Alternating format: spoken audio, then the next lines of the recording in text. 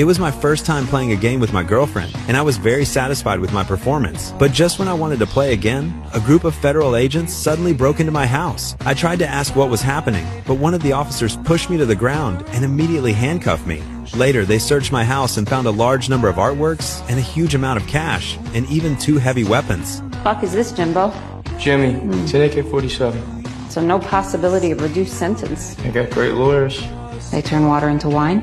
Facing the accusations from the police, I didn't panic at all. I knew that even if I ended up in prison, my father would definitely find a way to get me out. However, what I didn't expect was that this time, my father, in order to protect the family's interests, made a compromise with the prosecutor. He told me that if I pleaded guilty, the judge would only sentence me to 4 years in prison. Although I found it hard to accept, I reluctantly agreed under my father's insistence. So, in court, I publicly admitted my crimes. But later, the judge claimed that I had possessed heavy weapons for my own personal interests and sentenced me directly to 10 years in prison.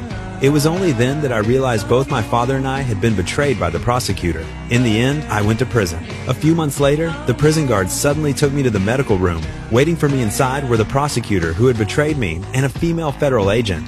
The female agent said that she had found out I was doing quite well in prison. I had built friendly relationships with all the major gangs and was even running my own business inside. They valued my ability to get along with anyone, so they wanted to make a deal with me. They wanted me to get close to a serial killer who had murdered many people. The police had never found the victims' bodies, so they needed me to obtain more useful information. In return, they would reduce the rest of my sentence. The offer sounded tempting, but I knew the prison that held the serial killer was full of mentally unstable inmates, so I immediately refused their deal. The female agent told me to think about it before making a decision. Before leaving, she handed me a file. That night, when I opened the file, I was deeply shocked by what I saw. The killer had already murdered more than a dozen people, all of them young girls. Yet, all the clues pointed to a man with a thick beard. The strange thing was, the police had never found any bodies, which prevented them from convicting him.